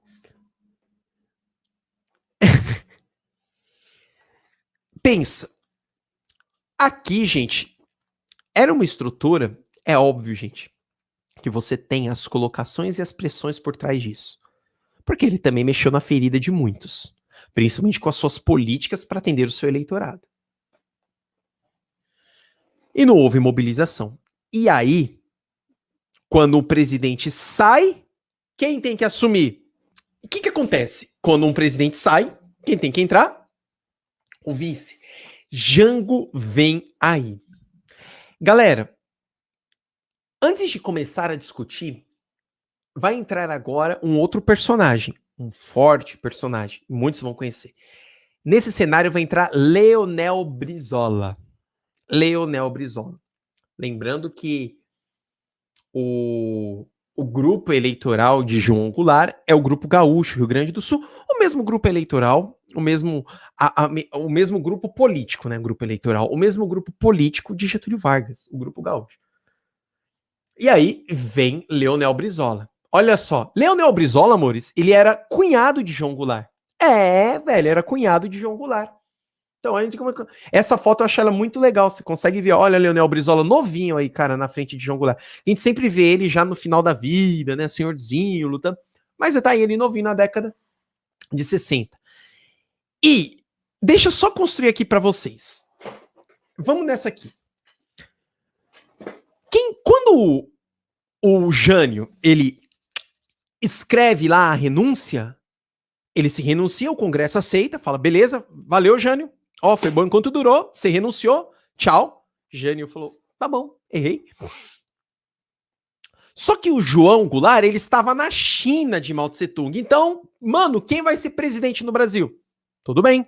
Quem vai ser presidente é o presidente da Câmara dos Deputados, Ranieri Mazzilli. Aliás, o Ranieri Mazzilli, gente, ele sempre cobriu o buraco. Ele vai cobrir o buraco nesse período e vai cobrir o buraco no golpe de 64 também. Sempre. Sempre. Não tem jeito. Então, o Ranieri Mazzilli, ele vai fazer isso. Só que, agora vocês vão entenderem, gente. O Jango, ele era muito mal visto pelos militares. Muito. Os militares, assim que Jânio Quadros renuncia, ele vira e fala, isso é uma os militares, principalmente o ministro de guerra do Estado-Maior, Odílio Denis, ele vira e diz o seguinte, que absoluta inconveniência, que absoluta. E aí o cara tá na China, o que os militares começam a articular? Ó, vamos fazer o seguinte, velho, vamos dar um jeito de assumir logo esse negócio. Porque, cara, olha os militares. Você tem noção? É Jango. O Jango, o cara, ministro do trabalho, o cara tem aproximação com os sindicatos. Não dá. Você é louco. O próprio Estados Unidos arregala o olho e fala, mano, não dá. O cara, ele tá conversando com o Mao Tse Tung, velho. Ele vai voltar, ele vai ser presidente. Golpe comunista, não dá. Apesar que esse medo do comunismo, sempre teve, né? Basta analisar, o plano Cohen. Mas enfim. E aí, Ranieri Mazzilli, na abertura de um dos dias atípicos, já do primeiro dia, ele vem com essa carta dos militares, inclusive assinado pelo ministro de guerra, que dizia o seguinte, uma carta dizendo sobre Jango. Suas tendências ideológicas incentivando, e mesmo, eu coloquei mesmo aqui, mas é mesmo, tá, gente? É erro de digitação. Suas tendências ideológicas incentivando e mesmo promovendo agitações sucessivas e frequentes nos meios sindicais, com objetivos evidentemente políticos e em prejuízo mesmo dos reais interesses de nossas classes trabalhadoras. Ou seja, era claro. Os militares estavam com medo. Não, ele não quer ajudar trabalhador, não. Ele quer ajudar os seus eleitores. Os seus eleitores. Deixa só a Mave e Fava. As eleições eram separadas. Você elegia o presidente e o vice, Mave, tá bom? Era a mesma eleição, mas você elegia o presidente e o vice. Tudo bem? E isso era um grande BO, tá, gente? Você não tem uma chapa, porque, você elegia um oposto ao outro, tá? Mas era assim. E aí, galera, aconteceu isso. Os militares começaram a colocar isso na rua. Sabe aquela coisa? Gente, população não tem a informação dos bastidores, então o que eu soltar vai acreditar. O que os militares começaram a falar? Gente, cuidado, comunista é perigoso. Comunista usa droga. Comunista é perigoso. Não vou ficar aqui, que senão vai ter gente que vai começar a chiar no canal, mas você sabe. Então começa a jogar para a população, e a população começa a ficar com medo, falando, nossa, é mesmo, faz sentido. Gente, ó, ele tá conversando com o Mao Tse Tung. Imagina um cara conversando com o Mao Tse Tung ser o seu presidente. E a população Aí, olha o Brizolão, Leonel Brizola, ele começa... E Leonel Brizola, ele sempre foi um grande articulador. Leonel Brizola sempre falou muito bem. Lembra do combo político que você tem que ter? Pois é, Leonel Brizola tinha isto. E aí, olha, é isso que eu acho muito louco, porque Leonel Brizola, ele começa a reproduzir isso. Ele vira e fala, na ausência do presidente, assume o vice. E ele começou a repetir, na ausência do presidente, assume o vice. Tipo, militares, cala sua boca, velho, você sabe qual é a regra do jogo. O presidente saiu fora, o vice é João Goulart. Vice é o meu cunhado, vai assumir. E ele começa nas rádios. Tac, tac, tac, tac. As rádios começaram a transmitir seus pronunciamentos. Leonel Brizola, vai, quem assume, assume. E os militares, não dá, não dá, não dá. Aí a gente já. Aí é onde a gente começa a ver os. Olha só. Olha os contextos que começam a anteceder o golpe. Porque o ministro de guerra, o Odílio Denis, ele vai fechar as rádios Gaúcha e Farroupilha. Ele vai fechar. Vai fechar. Vai mandar fechar. A gente não tá falando de ditadura aqui ainda, mas isso é censura. Porque o colapso era tão grande neste momento que o próprio Leonel Brizola... Não, Leonel, ele não era amigo de Jango Luiz. Ele colocou. Leonel era cunhado de João Goulart. Ah, ou seja, apesar que cunhado normalmente não é amigo, né? Mas era cunhado e amigo. Na verdade, se você for ver aqui, gente, o que Leonel Brizola estava fazendo era o que era o correto. Ué, presidente saiu, quem assume? Não é o vice? Tudo bem que o Brasil normalmente não se dá bem com seus vices, mas é a regra do jogo, ué. Velho, a população... Por quê, gente? A população elegeu o João Goulart. João Goulart era legítimo. Ele foi eleito para ser vice. E se Jânio renunciou, logo... Se você for ver, o que Leonel queria era louco. E aí, amores, só para vocês entenderem agora. Esse momento da história é muito louco, por quê? Você tem militares que apoiam Leonel Brizola. Você tem militares que apoiam João Goulart. Calma. Quem vai apoiar Leonel Brizola? Quem vai apoiar João Goulart? Os militares de alta patente? Não. Os militares de baixa patente. Por quê?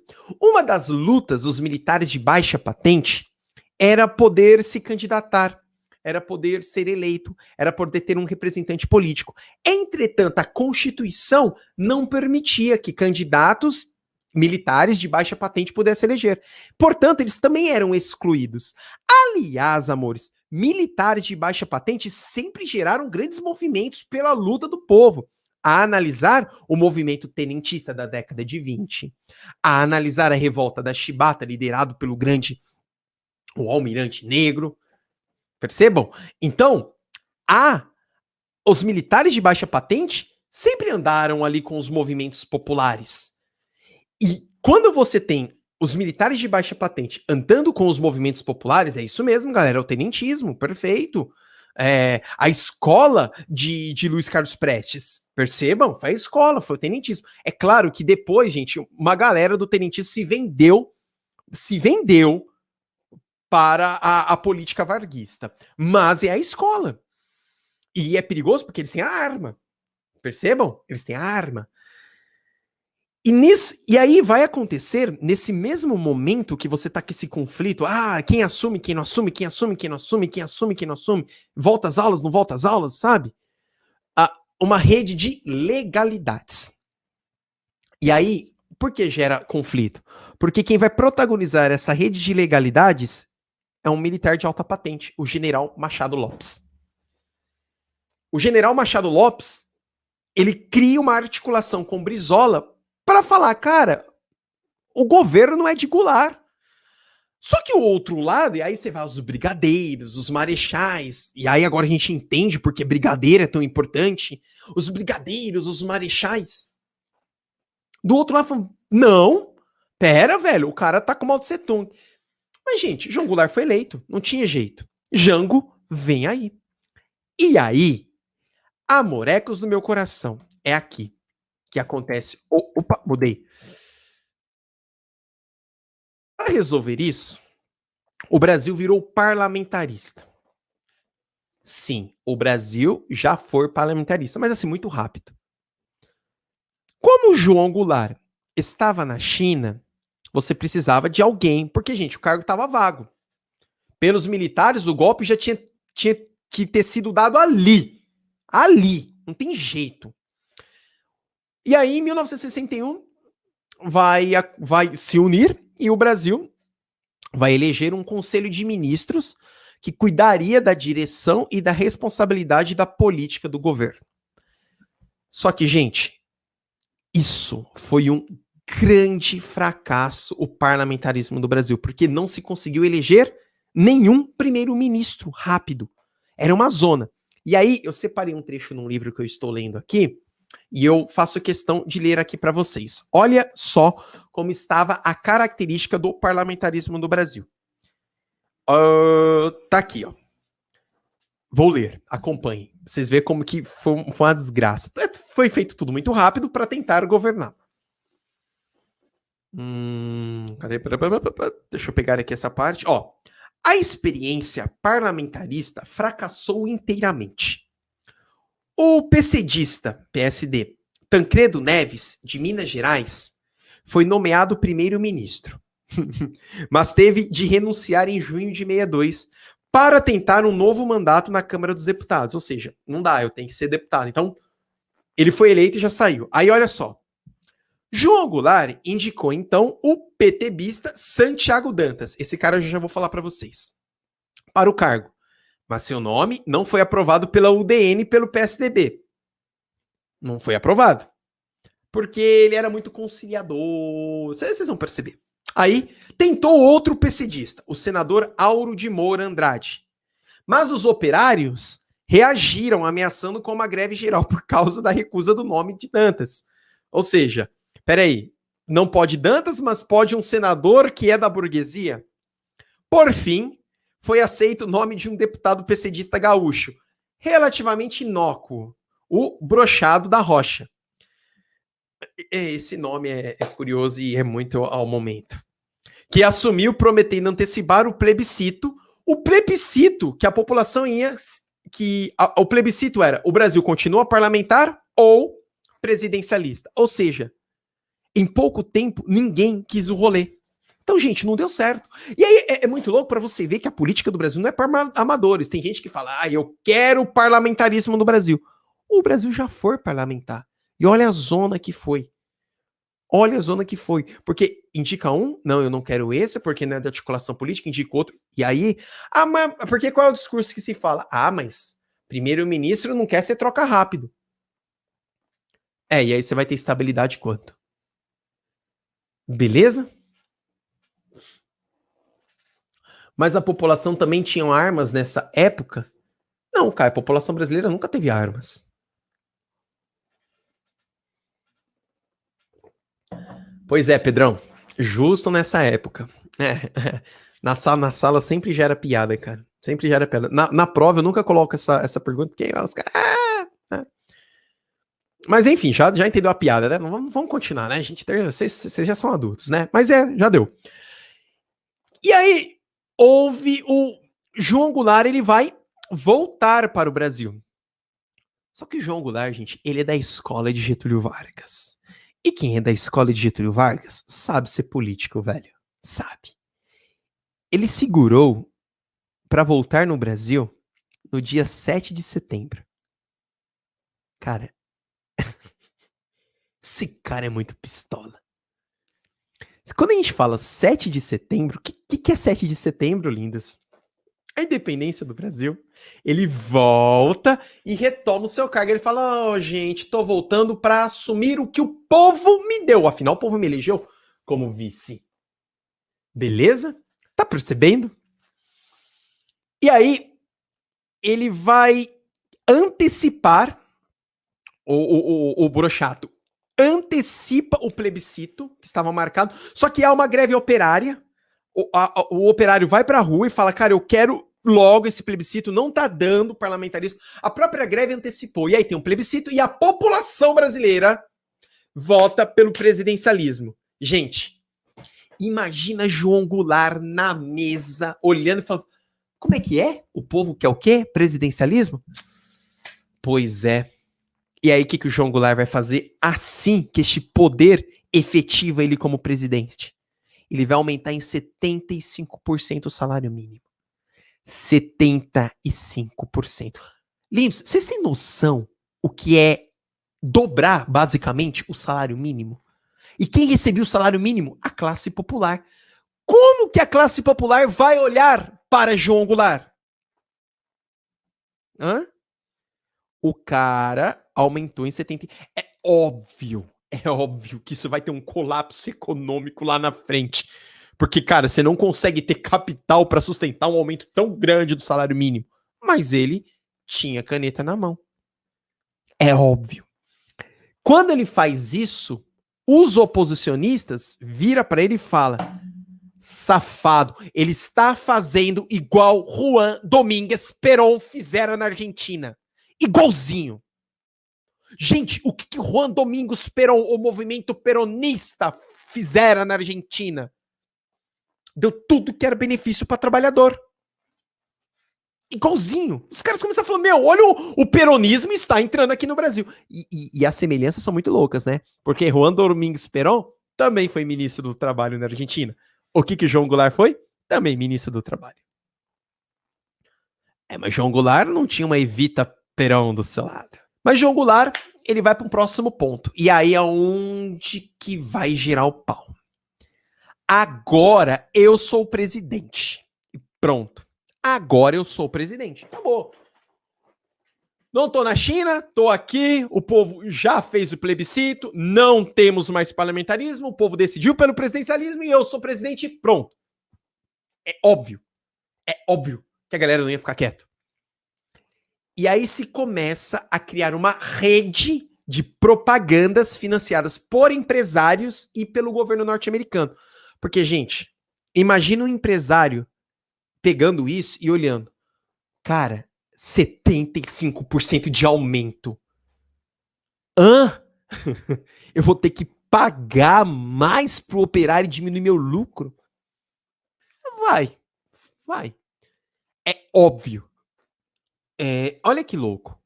Se começa a criar ataques e propagandas. Então, o governo estadunidense, junto com empresários, começam a financiar propagandas de ataque. E, gente, é assim. Propaganda é a alma do negócio. Vamos entender. Década de 60, boa parte da população brasileira ainda era analfabeta. Boa parte da população brasileira não tinha acesso à informação. Gente, se hoje, que nós vivemos a era Google, a era da informação e ao mesmo tempo a era da desinformação, a gente tem a galera acreditando em notícia de WhatsApp. Imagina na década de 60. Qualquer coisa a população ia acreditar. E aí é aquela coisa, gente, é o lance da credibilidade.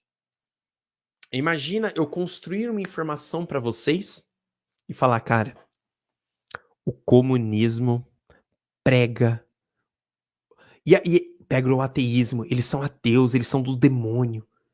E aí você já pega a galera da igreja e puxa pro seu lado. Aí você vira pra galera da economia. O comunismo prega a total estatização. Aí você traz os empresários. Você repara que você vai criando vários inimigos? Ah, meu Deus. Aí você vai pro outro lado. Ah, o comunismo prega a homossexualidade. Aí você já traz a família tradicional pro seu lado. Propagandas, sabe? Propagandas. E aí, o que acontece? Em 1962, vai ter eleições municipais. Municipais, distritais, vai ter as eleições. Já no governo de João Goulart. E, cara, todo mundo que fazia oposição a João Goulart recebeu financiamento dos Estados Unidos. Todo mundo. Peraí que eu separei quantos Estados Unidos deu em grana. O próprio embaixador dos Estados Unidos, o Lincoln Gordon, ele falou que os Estados Unidos, nesse período, ele gastou 5 milhões de dólares financiando todo mundo que era oposição a João Goulart. E é óbvio que ele elegeu todo mundo que fizeram oposição. Então, João Goulart, basicamente, depois das eleições de 62, ficou ali sozinho na presidência com a galera. Meu Deus do céu, o que eu faço?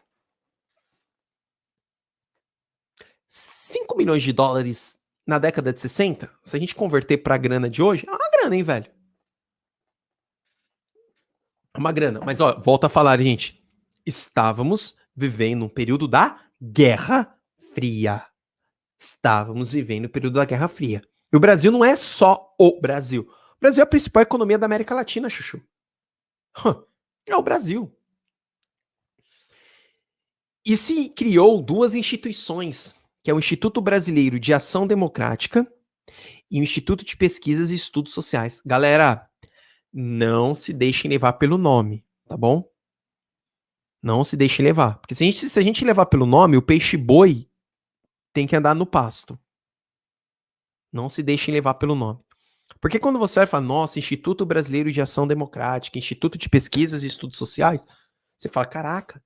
Gente, esses dois institutos eram os institutos que articularam a manutenção da oposição, recebendo financiamento dos Estados Unidos. Mas adivinha, amores, mesmo com tudo isso, a popularidade de Jango não foi abalada. Gente, qual era a chance de você abalar a popularidade de um presidente que deu 75% de aumento? Hã? Qual era a chance? Para pensar. 75% de aumento, bonito. É óbvio que isso não ia acontecer.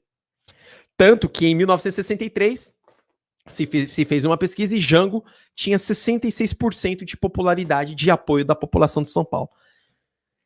Essa população de São Paulo é um pouco esquizofrênica, né, gente? Mas aí o que acontece? Quando a gente. Aqui é muito fácil também a gente fechar o pacotinho da população de São Paulo. Aqui nós não estamos falando da população de São Paulo, nós estamos falando dos trabalhadores operários de São Paulo, que já eram um monte. Gente, até eu que sou mais bobo, se o governo vira para mim e fala, Rodrigo, eu vou dar um aumento para você de 75%. Cara, eu vou falar, nossa, mano, 75%. Mas Jango, gente, ele vai tocar na ferida. Jango, ele veio com uma política que era basicamente reformista. Amores e amoras, vamos pensar aqui. Quando eu ponho que Jango, ele tocou na ferida, ele de fato ele tocou na ferida. Vamos lá. Ele foi conhecido por ser um governo de pautas reformistas. Quando a gente fala pautas reformistas, a gente diz pautas que vão mudar toda a estrutura brasileira. E dentre as várias reformas, que eu já vou discutir com vocês as reformas, uma vai chamar muita atenção, que é a reforma agrária. Galera, vocês sabem que como que se formou e como que se estrutura a estrutura fundiária do Brasil? Historicamente, o Brasil sempre se pautou pela grande concentração fundiária. Não tem jeito. O Brasil sempre se pautou pela grande concentração fundiária. Gente, basta analisar toda a estrutura agrária brasileira. Basta analisar as capitanias hereditárias. Basta analisar a República Velha. Basta analisar os ruralistas. O Brasil sempre se pautou. Então, quando você, enquanto presidente, propõe uma reforma agrária, uma distribuição justa de terras, você está agradando quem? É óbvio que você está conversando com os camponeses. É óbvio que você está conversando com as ligas camponesas. É óbvio. E é óbvio que você não está conversando com os oligarcas. O grande problema, gente, que lembra que eu falei que para se fazer política você tem que se articular com todo mundo? E ele começou a tocar na ferida. Porque o Congresso, tal como, gente, até hoje, é composto de ruralistas. É composto da classe oligárquica. Então imagina você... Eu vou criar um cenário aqui, vocês vão entender. Você é um deputado. Você é dono de uma puta terra. Sua terra é gigantesca. E aí você olha o presidente dizendo, vamos fazer a reforma agrária. E para fazer a reforma agrária é necessário da sua assinatura. Você, enquanto deputado, você vai assinar uma proposta dessa? Não. Gente, isso é óbvio. Não. Peraí, eu sou o dono da terra, eu vou assinar para fazer a reforma agrária? Não vou assinar. E esse é um dos grandes problemas, né, amores? Que os grandes latifundiários herdaram esta política que advém, gente, já de Portugal. E ele vai propor essa reforma agrária. É tão louco isso, gente, que nesse pacote de reforma agrária, João Goulart, olha que louco, ele assina o Estatuto do Trabalhador Rural. Ele foi danado. Ele assina o Estatuto do Trabalhador Rural. Só para vocês tomarem essa dimensão, eu não quero aqui, lindos, colocar como sinônimo, mas eu quero colocar na mesma discussão para a gente analisar.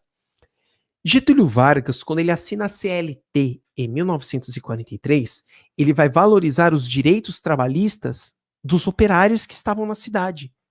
Getúlio não olhou para os camponeses. Getúlio não olhou para a agricultura, mesmo porque ele não queria ferir os interesses da classe oligarca. Era isso. João Goulart, quando traz a ETR, ele leva os direitos que já estavam previstos na CLT e amplia, por exemplo, para os trabalhadores camponeses. Por exemplo, Getúlio Vargas não criou o FGTS, o Fundo de Garantia por Tempo de Serviço? Pois é, os camponeses não tinham nada disso. Com o Estatuto do Trabalhador Rural, os camponeses passaram a ter o FUN Rural. Por exemplo, uma outra lei da ETR é: após 10 anos de trabalho no campo, o funcionário não pode ser dispensado. Aí você deve pensar: nossa, suave, trabalho 10 anos no campo, depois não precisa ser dispensado. Só que, gente, você já trabalhou com uma enxada na mão das 5 da manhã às 9 da noite com sol no cucuruco? Vocês já viram? Depois, para vocês tomarem a dimensão, o quanto o campo detona uma pessoa. Detona quem é um trabalhador, né? Vejam depois, o fotógrafo Sebastião Salgado, ele tira muitas fotos de camponeses. Depois dá uma googada, coloca, galera, tem uma galera que já conhece, Sebastião Salgado, camponeses, e aí vocês vão ver. Você pega camponês assim de 40 anos de idade, você dá para ele 60, velho. 70 anos. Então, 10 anos no campo é muita coisa. E aí o que acontecia até a ETR? Cara, o cara chegava com 8, 9 anos, o dono do latifúndio mandava o cara embora. E aí ele vai arrumar um outro emprego? Não vai, cara. Então, dava essa segurança. Outra segurança que a ITR trouxe foi 8 horas de trabalho. Aí você deve estar pensando, não, mas 8 horas de trabalho. Pois é, cara. 8 horas. Então ele começou a mexer muito forte. Então essa era a reforma agrária, era uma reforma de base. Só que por serem reformas de base, então era para mudar. A outra reforma era uma reforma educacional. Aí você deve pensar, gente, a gente teve alguns movimentos educacionais. A gente pode pegar os movimentos, os pioneiros da educação lá na década de 30, lutando por uma democratização da educação, principalmente representado pelo Anísio Teixeira. Mas é muito legal quando você pega a reforma educacional, a nossa educação não conversa com a população. Então ele queria promover uma educação que fosse acessível para todos. Olha a inspiração. Reforma fiscal. Reforma fiscal. A reforma fiscal era muito interessante, que ele queria basicamente tirar a capacidade de lucro de empresas privadas e trazer essa revisão do Estado. É óbvio, gente, que uma discussão dessa, que é uma discussão populista, gera conflito com os liberais. Eu ainda nem estou falando de neoliberalismo, tá? O neoliberalismo ele só vai estourar na década de 70, com Ronald Reagan, Margaret Thatcher, Augusto Pinochet, mas aqui, essas reformas fiscais já batem com o liberalismo. Reforma eleitoral ele queria que pessoas que fossem analfabetas também pudessem votar? Pudessem votar? Uma reforma urbana. A reforma urbana, gente, aqui é onde que sai aquelas discussões do plano diretor. Ele queria fazer com que a cidade fosse acessível para todos. Então, se eu tenho uma galera que mora na periferia, como que ele vai chegar no centro? Ele não vai chegar no centro. Então você tem que levar algumas características do centro para a periferia, algumas da periferia para a cidade, enfim. E a reforma bancária. A reforma bancária era meio punk, gente. A reforma bancária, ele propunha que os bancos deveriam dar créditos para pequenos camponeses. Mano, pensa comigo. Imagina o banqueiro, não o bancário. O bancário é o trabalhador, o banqueiro. O banqueiro vendo isso falando, peraí, eu tenho que dar crédito pro pequeno trabalhador, e aí se eu dar crédito pro pequeno trabalhador, ele pode virar patrão. Não, isso não tá certo. Então, gente, ele tocou na ferida. Só que dentro do partido de João Goulart, dentro do PTB, você tem dissidências, você tem dois grupos. Aliás, gente, não tem jeito. É a esquerda se matando sempre. Não tem jeito. É a esquerda se matando sempre. Eu tô. Eu lembrei agora dos bolcheviques e dos mencheviques, sabe? Ah, meu Deus. Olha só. Você, dentro do PTB, você vai ter dois grupos. Vai ter um grupo que vai ser liderado pelo Santiago Dantas. Santiago Dantas, anota esse nome. O que ele dizia para João Goulart? João Goulart, é o seguinte: vamos fazer essas reformas, mas vamos fazer uma implementação gradual? Vamos tentar conversar com a elite? Vamos mostrar para ele que se a gente promover uma justiça social, também gera capital, também gera mercado consumidor, gera mão de obra, circula a economia? Vamos.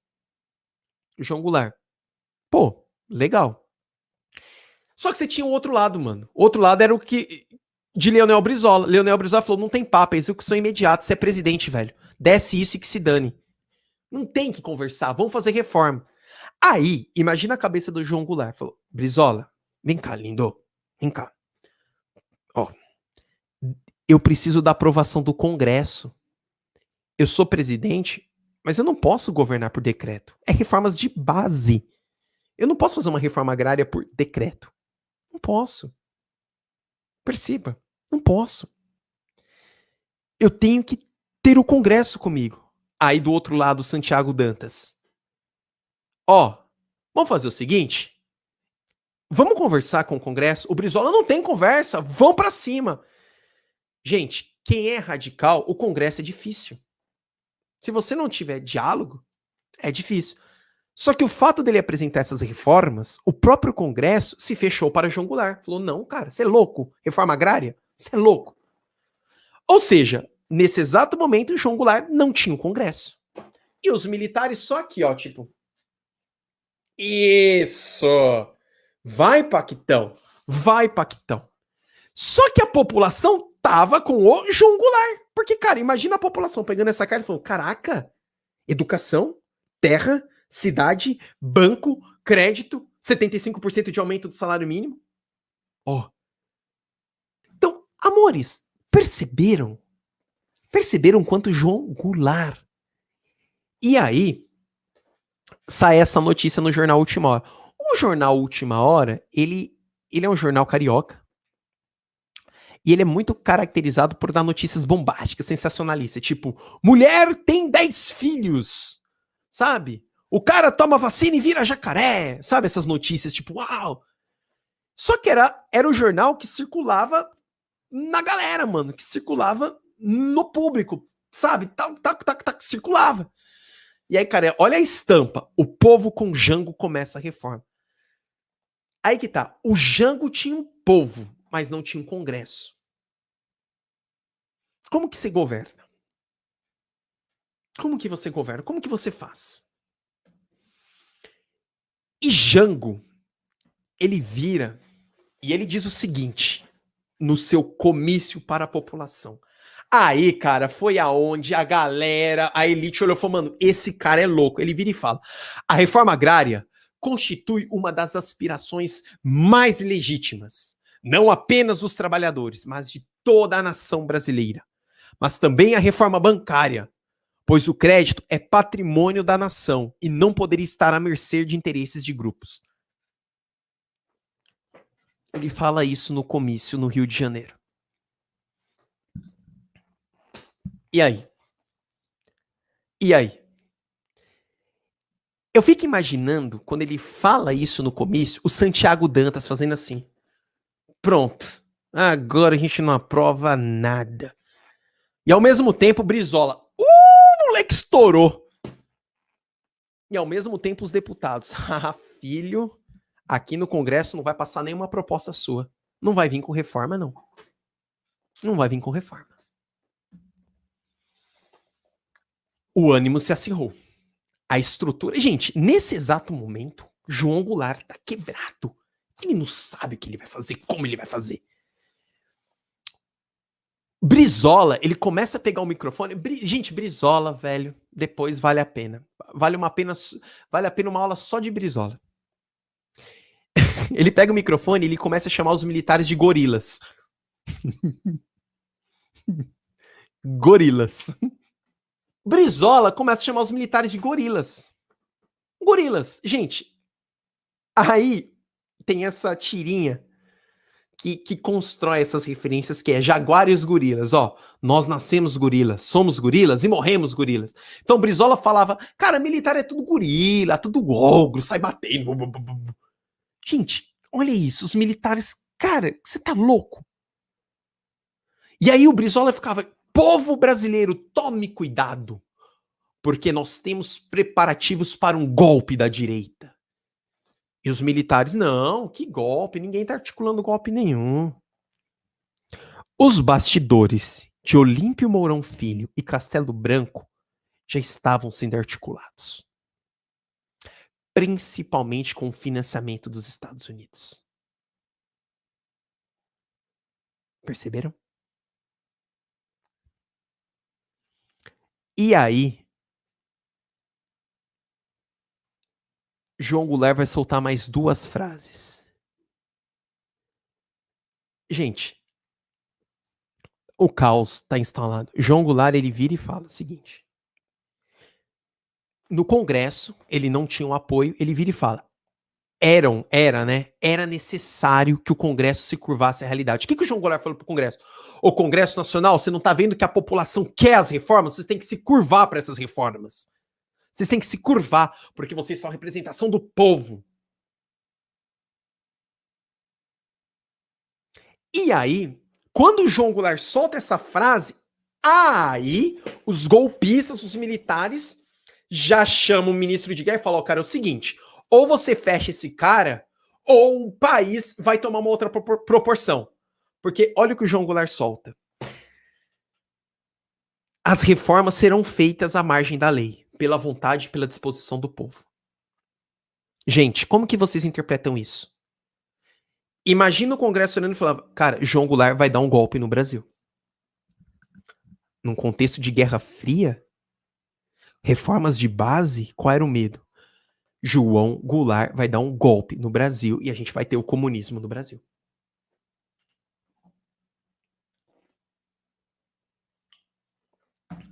Essa frase marca João, porque ele fala, ó, as reformas serão feitas à margem da lei. Eu não preciso da lei, eu não preciso do Congresso, o povo vai fazer as reformas. Percebam? Estão começando a analisar todos os cenários que levaram ao golpe de 64, amores? Viu? A gente estuda, vai lá. Golpe de 64. Mas a propaganda é a alma do negócio, né, gente? Como vocês sabem, amores, a população, ela acaba sendo conduzida pelas informações que chegam primeiro. Não adianta, gente. É isso. E aí, militares, empresários, começam a jogar propagandas que associavam João Goulart ao comunismo. E é louco, gente, que João Goulart não tinha relações com a União Soviética, que era a expoente comunista durante a Guerra Fria. Tá vendo? É louco. Mas se utilizou daquelas referências da viagem que ele fizera para a China conversar com Mao Tse Tung, que nem conversou direito. E essa pressão foi tão grande, que a mídia consegue levar para as ruas de São Paulo, ruas em Rio, o que a gente vai chamar de as marchas da família, com Deus pela liberdade. O que eram essas marchas, amores? O que acontece? Vamos lá. Como que você vai atacar o seu oponente? Então você cria vários cenários. Então, primeiro, vamos atacar a família. Então a propaganda. João Goulart é a favor que homem criem uma criança, homem com homem, mulher com mulher. Isso vai desestruturar a família. Então, aquele conservador tradicional, ele fala, não quero esse cara. Não, é perigoso. E a propaganda. Aí você vai do outro lado, João Goulart é ateu, ele vai pregar tal, e sabe, ele é tal. Aí os religiosos, não quero. João Goulart é comunista, ele vai trazer as mesmas referências da ditadura que está sendo aplicado na China, da ditadura que está sendo aplicado na União Soviética, é isso que vocês querem? Não, quero liberdade. Criou o cenário. E a galera foi pra rua. É a mídia. Puf, a propaganda é a alma do negócio, amores. E a galera saía na rua com as palavras de ordem. Está chegando a hora de Jango ir embora. Está chegando a hora de Jango ir embora. Aqui, Jango começa a perder um pouco a população. Aí Jango fala... Aí você deve pensar, mas... E as reformas de base? Não, mas... É aquela coisa, mano, até que é da hora a reforma de base, mas, mano... Ser ateu, cara... Colocar ditadura aqui no Brasil, não, mano. Eu até gosto de você, Jânio, mas, cara, não dá. Aí, Jânio, não, mas eu não tô falando isso. Não, cara, não, mano, é muita gente, não. Sabe, então é isso. Se constrói essa. E aí você tem a marcha. E é muito legal que eu quero que vocês observem, eu vou ampliar aqui a tela. Observem a primeira faixa. É muito marcante essa primeira faixa. Olha só.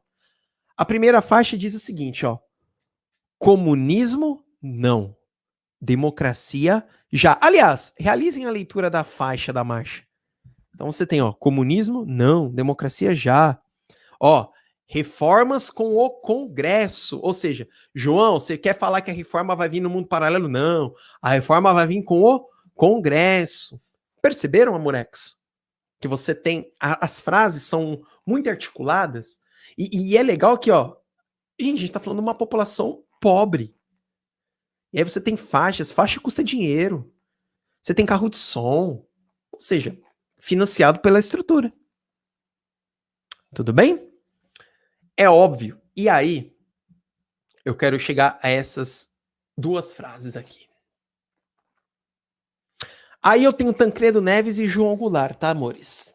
Tancredo Neves era líder do governo de João Goulart. Tancredo Neves é da mesma escola também de Getúlio, tá? Quase foi presidente do Brasil.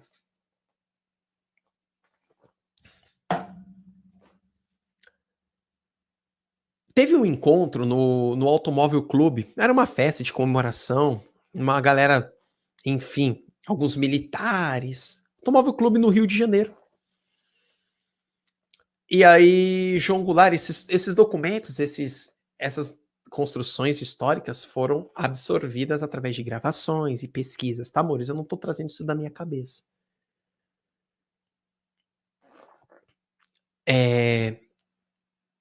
João falou, cara, não dá. Eu vou para cima, eu vou para arrebento. Tancredo Neves, ele era um grande... como que eu posso falar, galera? Aquele confidente, pronto. Era um grande confidente de João Goulart, um BFF. E alertou. E aí tem essa frase de Tancredo e fala o seguinte, ó. Deus faça com que esteja enganado. Mas creio, seria este o passo do presidente que irá provocar o inevitável. A motivação final para a luta armada. Qual era o medo de Tancredo? Se João assumir e lutar pelo comício, é capaz de você criar uma luta estratosférica aqui no Brasil. O mesmo medo que aconteceu em 1945, quando os militares, o Gaspar Dutra, o amigo da onça de Getúlio Vargas, também dá o golpe em Getúlio Vargas, dando fim à Era Vargas. Qual era o medo? Cara, Vargas vai chamar a população e vai virar guerra. E Vargas saiu de boa. E Tancredo Neves tinha medo. E aí, João Goulart, ele vai fazer um pronunciamento na rádio e na televisão. E o pronunciamento dele vem com esta frase, neste calor político. Reparem. Gente, na boa, ele pediu. Olha a frase dele. O meu mandato, conferido pelo povo e reafirmado pelo povo numa segunda vez, ou seja, o povo me elegeu presidente, ou o povo me elegeu vice, e o povo, depois no plebiscito, quis que eu fosse presidente. Então eu fui eleito 2 vezes. Será exercido em toda a sua plenitude, em nome do povo e na defesa dos interesses populares, ou seja, na defesa das reformas. Enganam-se redondamente aqueles que imaginam que as forças da reação, os militares, os empresários, a marcha da família e tal, serão capazes de destruir o mandato que é do povo brasileiro. João Goulart em discurso no Automóvel Clube. Ele fez isso em rádio e televisão. Galera, daqui pra frente é história. Vai acontecer o golpe de 64. E aí, percebam, amores. É óbvio que o golpe, e com esses discursos reformistas, a aprovação da ETR, João Goulart, ele até conseguia a população, mas era uma população que também ficava, mano, eu gosto, mas não gosto, porque a população vai sendo conduzida pela mídia. E aí há um enfraquecimento das bases de apoio, João Goulart ele fica sozinho, não tem jeito. E aí quando ele perde essa base de apoio, ele, nesse momento final, ele aumenta o seu compromisso com o reformismo e com as esquerdas. Então ele traz os sindicatos, traz tudo para tudo que é lado, traz os sindicatos, se aproxima das esquerdas, e aí o Congresso fala, cara, não dá. Tanto que Carlos Lacerda dizia que nós estávamos a virar uma república sindical. Carlos Lacerda. Eita, cara, pensa num cabra que sempre fez oposição, né? Ele dizia, nós estamos por virar uma república sindical se continuar desse jeito.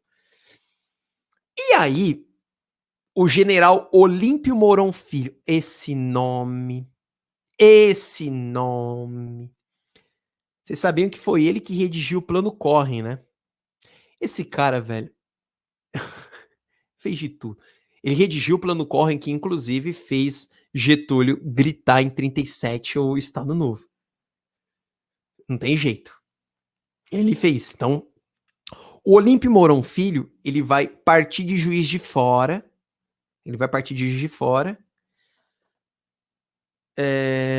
E vai dar o golpe em João Goulart. Então ele já traz, a população já estava acalantada com ele.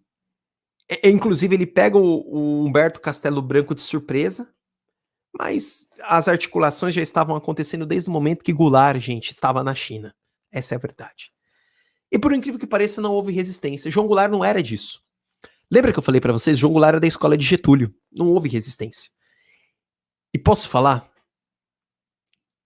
Que bom que não teve resistência.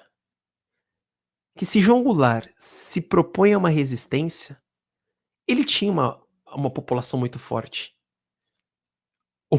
Uma guerra civil poderia estourar aqui no país. Ele vai procurar asilo no Uruguai e ele nunca mais retorna ao Brasil. Ele vai morrer em 1976, João Goulart. Com esse golpe de 64 e Humberto Castelo Branco assumindo, ainda não assumindo, mas assim que tem o golpe, os jornais anunciam, e aí gente, parece muito o momento histórico que a gente tá vivendo, cara. Porque quando tem o golpe, quem vai sair na rua comemorando? A população de Copacabana. A população de Copacabana sai, cara, estamos libertos do comunismo. João Goulart estava acabando com nossa estrutura. A população de Copacabana. Vocês sabem, gente, que Copacabana é um espaço minúsculo do Rio de Janeiro que concentra a alta elite do Rio de Janeiro. Muitas manifestações que aconteceram nos últimos anos aconteciam onde? Copacabana. A população de Copacabana sai às ruas. Tá, pô, cara, tal. E Brizola não fica quieto. Brizola, né, velho? Brizola não fica quieto. Porque o presidente do Senado, na hora que João Goulart sai, ele vira e anuncia, ele celebra a vacância do cargo. Só que João Goulart estava dentro do Brasil ainda. Tava dentro do Brasil. Aí o Brizola falou, mano, você tá louco? Que, velho, a gente tem presidente ainda. O cargo está vago. Se o cargo está vago, que ele vai anunciar isso. Se o cargo está vago, agora nós temos que criar um governo muito rápido agora de transição. Percebam? Perceberam? Leonel Brizola, não. O próprio Goulart fala, cara, calma. E aí, olha quem volta, Ranieri Mazzilli assume de novo o cargo. Tá acostumado a tapar buraco, né? Aí há uma composição muito rápida da junta militar. E na junta militar eles estabelecem o primeiro ato institucional. O ato institucional número 1, que dava condições de uma eleição indireta. E é nesse contexto que Humberto Castelo Branco é eleito. A junta militar fala, vem, amigo. Eleito indiretamente presidente do país. Quando Castelo Branco ele vira e diz o seguinte, ele assume, aí ele fala para a nação, fala, galera, é o seguinte, nós, militares, assumimos para tirar o mal do comunismo que estava a acontecer, que iria estourar no Brasil, porque vocês viram, mas a nossa passagem vai ser uma passagem muito rápida. Nós estamos aqui apenas para estabelecer a política, acalmar a política, mas vai ser muito rápida.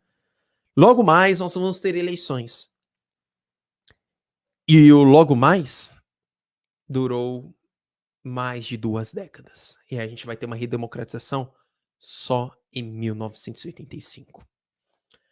Muito, muito, muito obrigado, galera. Valeu demais. E é isso. Tchau, galera. Valeu.